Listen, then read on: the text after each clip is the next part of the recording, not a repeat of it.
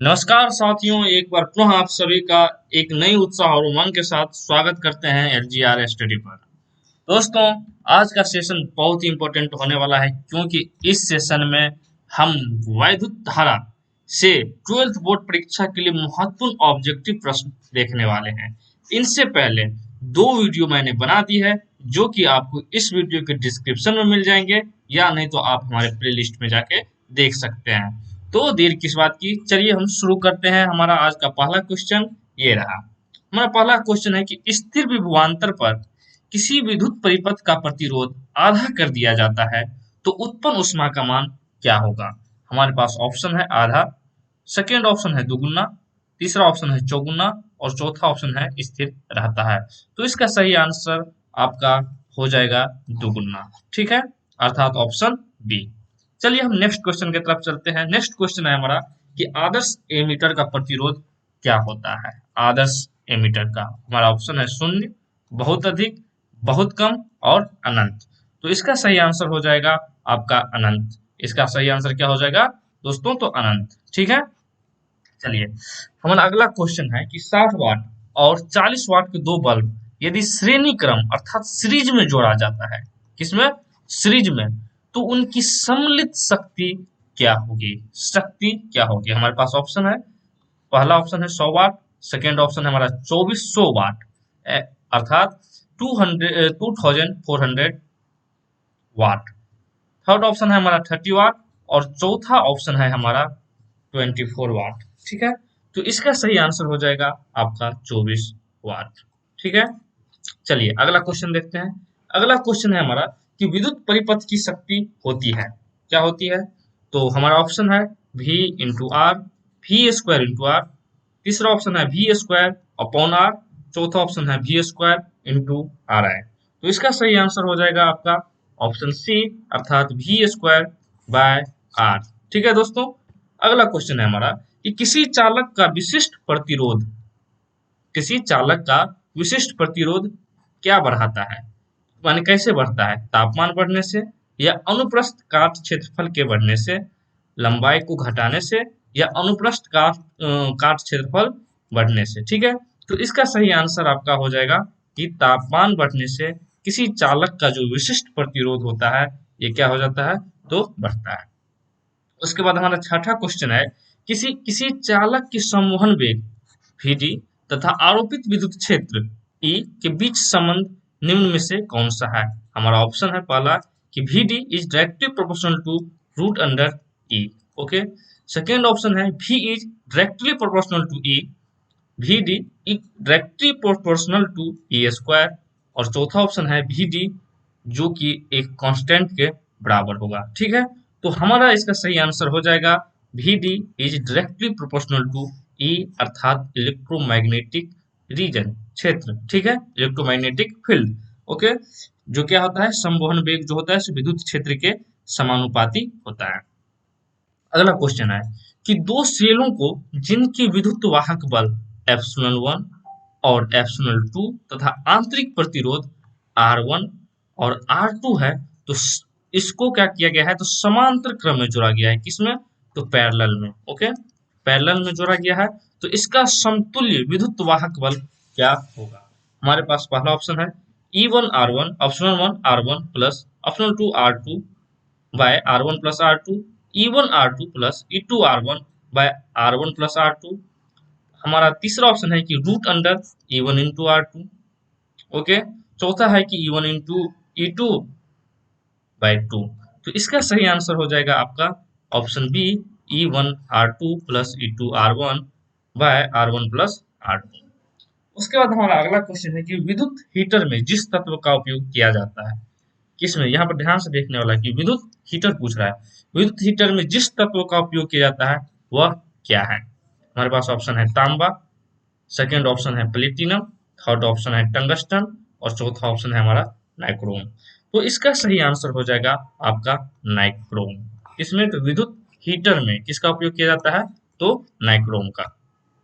उसके बाद हमारा 9वां क्वेश्चन है कि शोषित विद्युत ऊर्जा क्या है, ओके। हमारा पहला ऑप्शन है कि विभवांतर के यह समानुपाती होती है, दूसरा ऑप्शन है कि विभवांतर के व्युत्क्रमानुपाती होती है, तीसरा ऑप्शन है कि विभवांतर के वर्ग के समानुपाती होती है। चौथा ऑप्शन है हमारा इनमें से कोई नहीं। तो इसका सही आंसर हो जाएगा विभवांतर के वर्ग के क्या होती है, तो समानुपाती होती है। ठीक है, ये हो जाएगा हमारा सही आंसर। उसके बाद हमारा पास जो अगला क्वेश्चन है, ये क्वेश्चन है हमारा कि व्हीट स्टोन ब्रिज से क्या मापा जाता है। उच्च प्रतिरोध, सेकेंड ऑप्शन है निम्न प्रतिरोध, थर्ड ऑप्शन है उच्च तथा निम्न प्रतिरोध, और चौथा ऑप्शन है विभवांतर अर्थात पोटेंशियल डिफरेंस। तो इसका सही आंसर हो जाएगा आपका उच्च तथा निम्न प्रतिरोध मापने का जो एक यंत्र है उसे हम कहते हैं व्हीटस्टोन ब्रिज। ओके, अगला क्वेश्चन है हमारा कि विद्युतीय परिपथ के किसी बिंदु पर सभी धाराओं का बीजगणितीय योग क्या होगा। शून्य होता है, पहला ऑप्शन है ये हमारा। सेकंड ऑप्शन है अनंत होगा, तीसरा ऑप्शन है कि धनात्मक होगा, या चौथा ऑप्शन है हमारा ऋणात्मक होगा। तो इसका सही आंसर हो जाएगा आपका ऑप्शन ए अर्थात शून्य होता है। उसके बाद जब किसी एमीटर को शंट किया जाता है, क्या किया जाता है, शंट। ओके, तो इसकी माप सीमा जो है से क्या होगी, आपका ऑप्शन है बढ़ती है, सेकंड ऑप्शन है घटती है, थर्ड ऑप्शन है स्थिर रहता है, चौथा है इनमें से कोई नहीं। तो इसका सही आंसर हो जाएगा आपका ये बढ़ती है। ओके, उसके बाद है कि इलेक्ट्रॉन वोल्ट द्वारा क्या मापा जाता है। इलेक्ट्रॉन वोल्ट द्वारा क्या मापा जाता है, हमारा ऑप्शन है आवेश, सेकेंड ऑप्शन है विभवांतर अर्थात पोटेंशियल डिफरेंस, थर्ड ऑप्शन है हमारा धारा अर्थात करंट, और लास्ट ऑप्शन है हमारा ऊर्जा अर्थात एनर्जी। तो इलेक्ट्रॉन वोल्ट के द्वारा आपको ऊर्जा क्या किया जाता है, ऊर्जा को मेजर किया जाता है। ठीक है, चलिए अब हम नेक्स्ट क्वेश्चन की तरफ चलते हैं कि किलोवाट घंटा, क्या, तो किलोवाट घंटा किसका मात्रक है। हमारे पास ऑप्शन है ऊर्जा का, सेकंड ऑप्शन है शक्ति का, थर्ड ऑप्शन है बल आघूर्ण का, और चौथा ऑप्शन है बल का।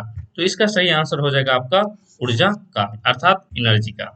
उसके बाद हमारा 16th क्वेश्चन है कि 5 ओम प्रतिरोध के एक तार से जिसका विभवांतर 7 वोल्ट है, कितना है, 7 वोल्ट है।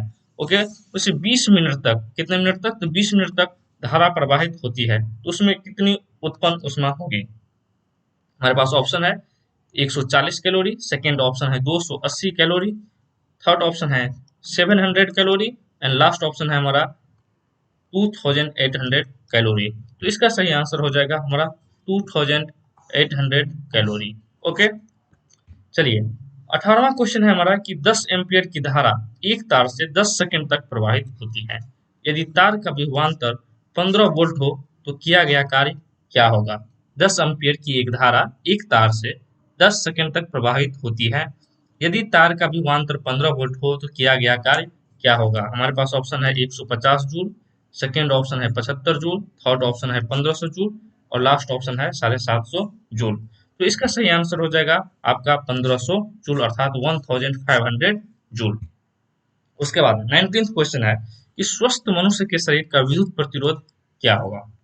ठीक है, स्वस्थ मनुष्य के शरीर का विद्युत प्रतिरोध क्या होगा। 50,000 ओम, ये हमारा पहला ऑप्शन है। सेकंड ऑप्शन है 10,000 ओम अर्थात 10,000 ओम, थर्ड ऑप्शन है 1000 ओम 1000 ओम, चौथा ऑप्शन है हमारा 10 ओम। तो इसका सही आंसर हो जाएगा आपका 10,000 ओम अर्थात 10,000 ओम। उसके बाद है हमारा ये कथन बेस क्वेश्चन है। देखिए हमारा पहला कथन है कि किसी विद्युत बल्ब को संचालित करने पर बल्ब तत्काल प्रज्वलित हो जाता है। सेकंड हमारा कथन है कि तार में उपस्थित मुक्त इलेक्ट्रॉन प्रकाश के वेग से चलता है। ठीक है, हमारे पास ऑप्शन है कि दोनों कथन सत्य है तथा कथन 2 कथन 1 की सत्य व्याख्या है। हमारे पास दूसरा ऑप्शन है कि दोनों कथन सत्य है परंतु कथन 2 जो है सो कथन 1 की सत्य व्याख्या नहीं है। तीसरा कथन है हमारा कि कथन 1 सत्य है परंतु कथन 2 असत्य है। चौथा ऑप्शन है हमारा कि कथन 1 असत्य है परंतु कथन 2 जो है सो सत्य है। तो इसका सही आंसर हो जाएगा आपका सी अर्थात कथन 1 सत्य है परंतु कथन 2 जो है सो क्या है, असत्य है। अर्थात तार में उपस्थित मुक्त इलेक्ट्रॉन अर्थात फ्री इलेक्ट्रॉन जो होते हैं वो प्रकाश के वेग से नहीं चलता है। ठीक है, चलिए हमारा 21 क्वेश्चन है कि एक बड़े शुष्क सेल का विद्युत वाहक बल क्या होता है, हाई होता है, उच्च होता है। सेकेंड हमारा कथन है कि किसी सेल का विद्युत वाहक बल इसके आकार के समानुपाती होता है। चलिए अब हम देखते हैं हमारा ऑप्शन क्या है और इन दोनों कथनों में से हमारा कौन सा कथन सही है और कौन सा कथन गलत है। हमारा पहला ऑप्शन है कि दोनों कथन सत्य है अर्थात ट्रू है तथा कथन 2 जो है सो कथन 1 की सत्य व्याख्या है। सेकेंड ऑप्शन है कि दोनों कथन सत्य है परंतु कथन दो जो है सो कथन एक की सत्य व्याख्या नहीं है। उसके बाद तीसरा कथन है ऑप्शन है हमारा कि कथन एक सत्य है परंतु कथन दो जो है सो असत्य है। उसके बाद चौथा ऑप्शन है हमारा कि कथन एक असत्य है परंतु कथन दो जो है सो सत्य है। तो इसका सही आंसर हो जाएगा आपका ऑप्शन सी, अर्थात कथन एक सत्य है परंतु कथन दो जो है सो असत्य है। उसके बाद हमारा 23rd क्वेश्चन है कि एक 0.05 ओम, कितना, तो 0.05 ओम प्रतिरोध वाले एमीटर को 1.5 वोल्ट विद्युत वाहक बल के सेल से जोड़ा जाता है। ठीक है। उसके बाद अगर 2 एम्पियर की धारा विद्युत परिपथ में बहती है तो सेल का जो है सो आंतरिक प्रतिरोध कितनी होगी। हमारे पास ऑप्शन है, पहला ऑप्शन है 1 ओम, सेकेंड ऑप्शन है 0.9 ओम, थर्ड ऑप्शन है हमारा 0.8 ओम और लास्ट ऑप्शन है हमारा 0.7 ओम। तो इसका सही आंसर हो जाएगा आपका 0.7 ओम। ओके, नेक्स्ट चलते हैं 24th क्वेश्चन पे। ये भी हमारा कथन बेस्ड क्वेश्चन है। तो इसमें पहला कथन है कि प्रतिरोध जो है ताप गुणांक हमेशा धनात्मक होती है। ठीक है। उसके बाद दूसरा कथन है हमारा कि धातु एवं उसके मिश्र धातु का प्रतिरोध ताप के साथ बढ़ता है। ऑप्शन है हमारा कि दोनों कथन सही है तथा कथन दो जो है सो कथन एक की सही व्याख्या है। सेकेंड ऑप्शन है हमारा कि दोनों कथन सही है परंतु कथन दो जो है सो कथन एक की सही व्याख्या नहीं है। थर्ड ऑप्शन है हमारा कथन एक सही है परंतु कथन दो जो है सो क्या है, सत्य है। और चौथा जो ऑप्शन है हमारा कि कथन एक असत्य है परंतु कथन दो सही है। तो इसका सही आंसर हो जाएगा आपका ऑप्शन डी, अर्थात कथन एक असत्य है परंतु कथन दो जो है सो सही है। उसके बाद हमारा 25th क्वेश्चन है।